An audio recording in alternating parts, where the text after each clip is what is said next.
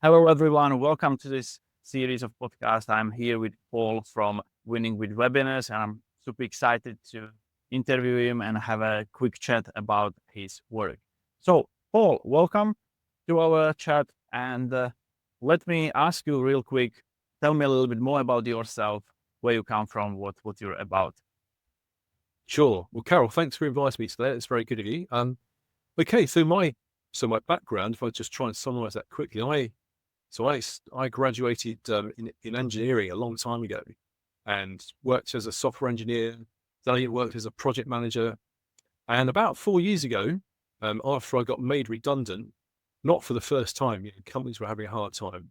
I decided that I was really fed up working hard for somebody else, and it was time to start my own business. So I got into internet marketing. And the great thing about having worked in IT is there's lots of transferable skill here. You've got websites, email. So all that technical knowledge and skill is really useful and very transferable. So I had to learn a bit about marketing. Copywriting is probably the key thing to learn about because that's the words that you put on everything. Whereas all the other stuff is just really technology.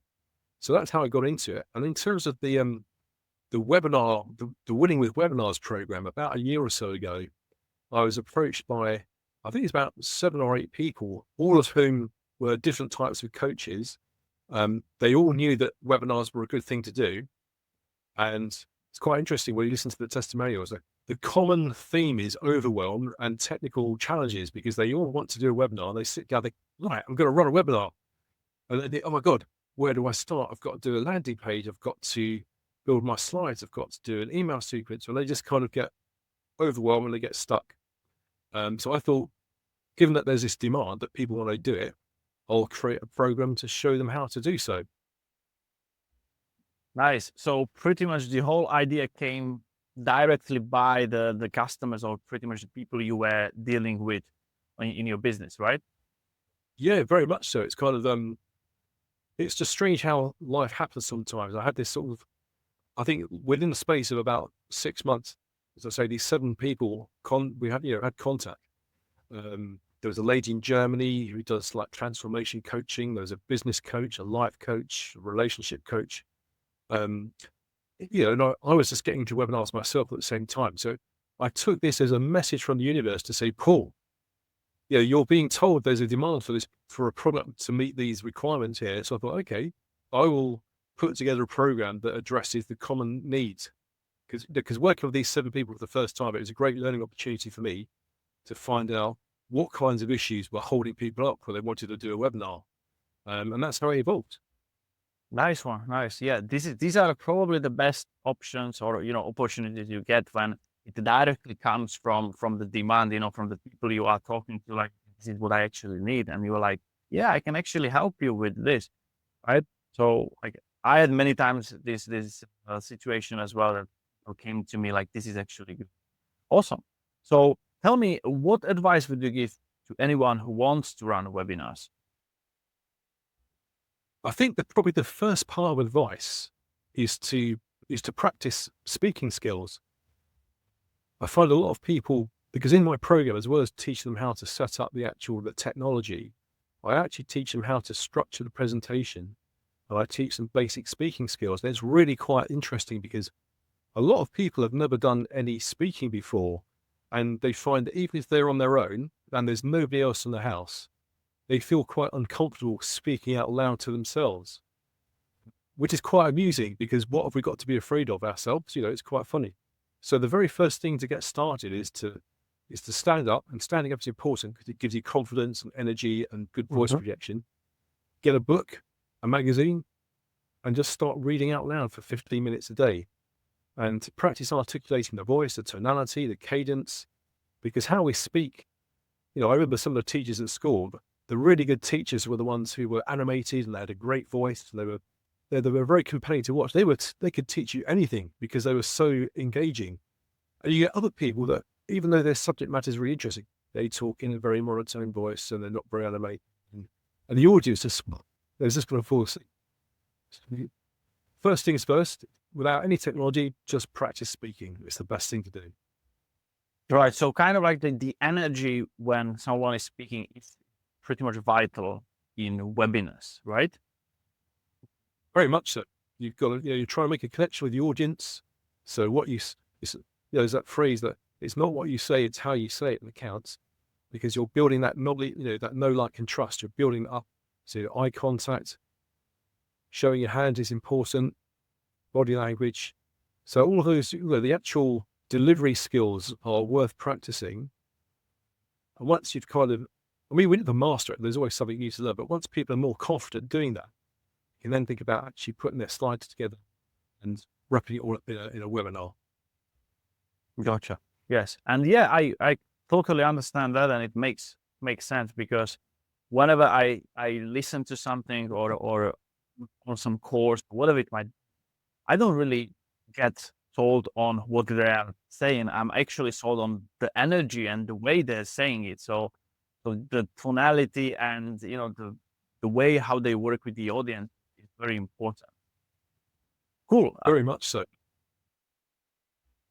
Is there anything technical wise that you would advise people? That is it something difficult, or is it something easy to work with?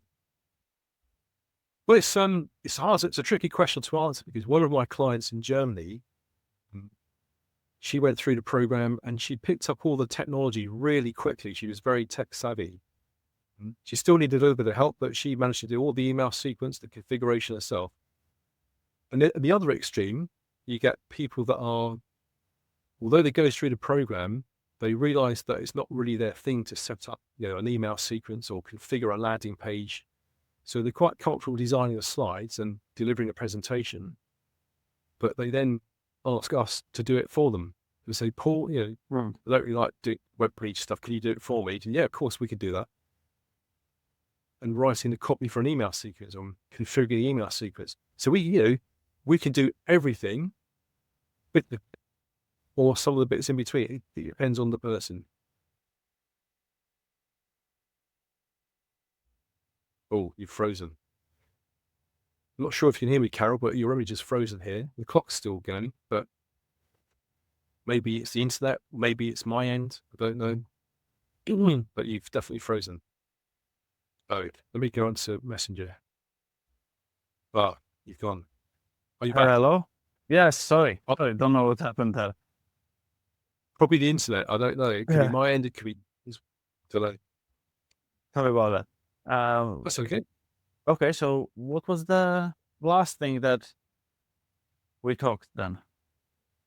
So you were asking me about people.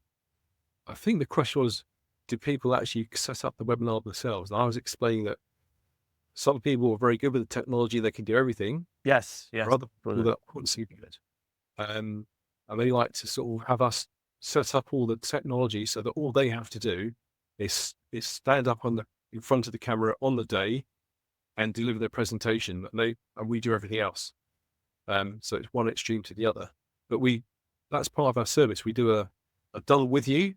So we work with people to build the system. We do a done for you, where we do everything except stand in front of the camera and talk. That's what they have to do. That's their bit. Or done for you. So it's like, if there's bits that they can do that other bits they can't do, we'll fit around that. Perfect. Sounds awesome. So who should use webinars and why?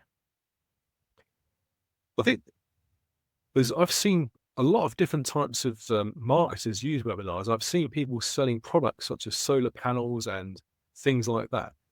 But I focus on coaches and service providers. The reason I think they're so good is that I've spoken to a lot of coaches and people of that nature, and part of their process is that they'll offer a free initial consultation with a prospective customer. So they'll have a Zoom call, something like this, and then the call ends and that person disappears off the face of the earth. So the consultant, the coach has spent an hour or so having an exploratory call, only for that person to never get back in touch. And of course, that's very inefficient. So it's far better to stand in front of maybe 10 or 20 people at the same time and have that same kind of conversation and answer questions through the webinar. Because with 20 of those people, not all 20 will become clients, but you haven't wasted that hour. If you're having free consultations 5 times a week and they don't go anywhere, that's 5 hours of no revenue. And the great thing about a webinar is that people can get to watch you, hear you, get to like you, or dislike you. People might not like who they see, and they can just walk away, and that's fine. But it's so much more efficient to deal with multiple people in one session than to deal one person at a time in series. So webinars are hugely efficient, and of course, as we know, you can reach people across the globe, from Australia to everywhere. So fantastic. Yes, that actually makes a lot of sense, because many times it's also, with the time zones, like, you might be in the US, I'm in the UK, or someone is in Australia, right? And then just getting into the scheduling of the call, one-on-one call, is a headache many times. So, Yes. and then, at the end of the day, when they don't even buy, then you're like, oh, I wasted maybe 2 days dealing with this prospect. So definitely, Yeah. so the biggest asset is in that sense saving the time from your end. And I would probably highlight also that it looks very much professional when you have the webinar already. It kind of like elevates you in front of your prospect, Yeah. right? Yeah. I really agree. And the other thing I find as well is that a lot of coaches, although they're very good at coaching, they're not very good at business. And I don't mean that disrespectfully, but yeah, in other businesses, like if we think about real estate, the salespeople, they're really good at following up. So if they meet you, you can be sure that they're going to be on the phone the next day. Oh, what did you think? How did it go? They will follow up. And a lot of coaches and other business service providers, they don't follow up. They'll have that phone call, hoping that the person will come back to them, and they don't, but they don't follow up. So with a webinar, because you've captured someone's email address, you can have the follow-up sequence happening automatically without any effort. So you're always emailing people, giving them a gentle nudge, reminding them that you're still there, and offering them value, so that you don't have to pick up the phone and do the follow-up. It's all done for you. So that's the other big advantage. Awesome. Awesome. Love that. Absolutely. So tell me, Paul, how do people contact you? Probably the easiest way is through my calendar. So hopefully there'll be a booking link to our calendar in the description below the video here. But also, if people Google Paul Jordan webinars, hopefully you'll see that on page one of Google. I come up in a lot of places, so you can click onto any of those links and you'll find my contact details there. But the calendar link is the easiest way to get in touch. Awesome. Awesome.